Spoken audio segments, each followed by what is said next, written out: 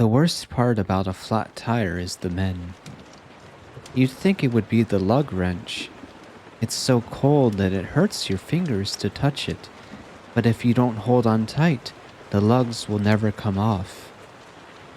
It's gangly, like you, but it's got 4 long limbs, and you're the shortest woman in your family.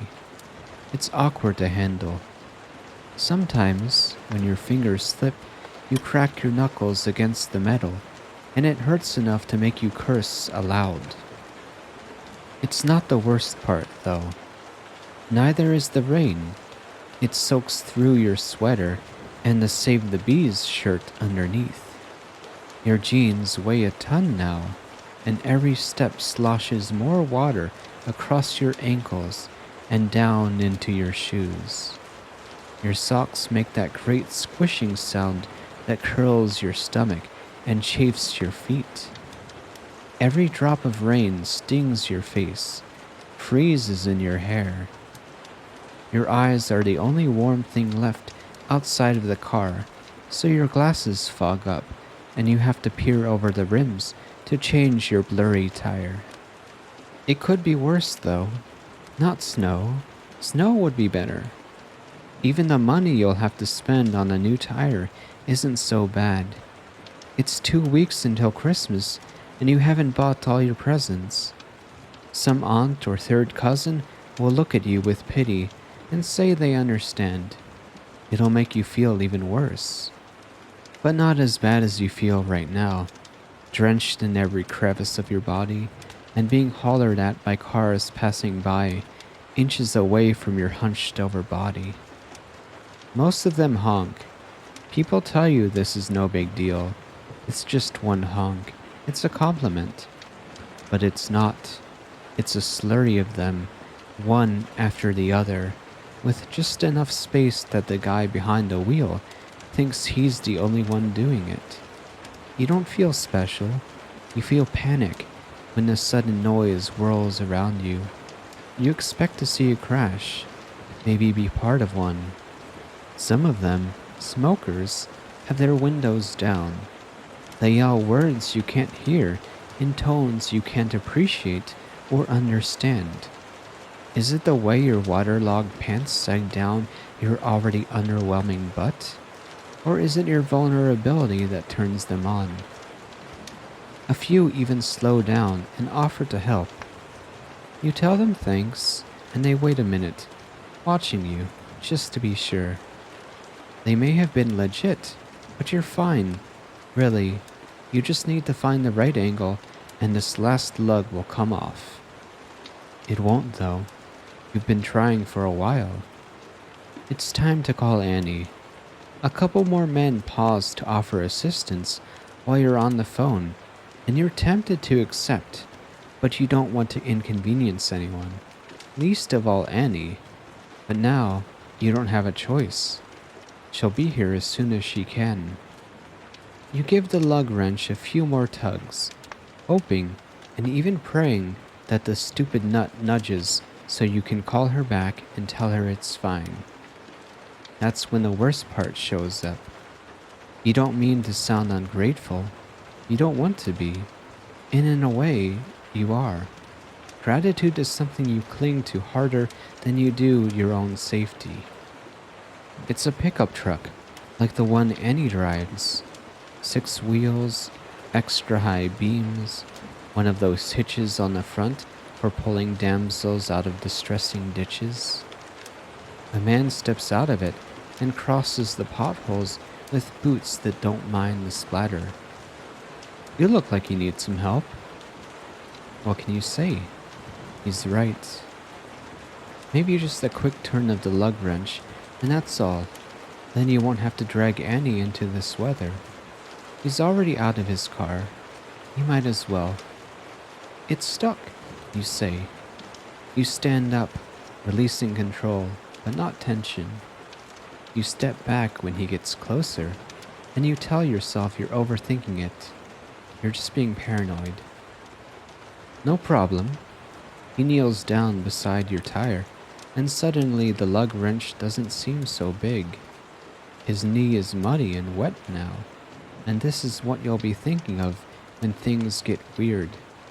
This is what makes you feel like you owe him. He's right, again. The lug nut comes away easy for him. Thanks, you say. I appreciate it. He keeps going. He takes the tire off the mount and rolls it to the spare. I can take it from here, you say. It's no trouble. It makes you a little bit nervous.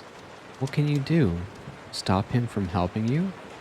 He's twice your size, and the lug wrench is on the other side of him. So you tell yourself it's fine. He's better at this than you. In a few minutes, it'll all be over with, and you can call Annie back and tell her not to come. You tell yourself to stop being so paranoid, but in your pocket, your fingers find your keys, just in case. Headed to work? He asks. No, school. You're in high school? No, college. I'm studying microbiology. Ah, a smart one. I like to think so. It's just conversation. It's the least you can do. Beauty and brains. Your boyfriend is a lucky guy. He smiles up at you, then reaches for the pile of lug nuts resting on a soaked towel. I'm gay, you tell him. Oh, he says. He spins each lug into its place. He uses his whole body as leverage to tighten them too tight, then offers to put the tire in the trunk. He's already doing it before you respond. He puts the wrench in there too, and the towel, and the jack. When he closes the trunk, he leans against it. You tighten the grip on your keys. Thank you, you tell him. I appreciate it. And you do, or else you would have said no a long time ago. No problem. Maybe we can get a drink sometime. No, thanks. I thought you didn't have a boyfriend. Yeah, I'm gay. I have a girlfriend. Oh, he stands up a little straighter. Can she change tires? An image of Annie at work flashes into your mind. The garage is noisy, but she hears you.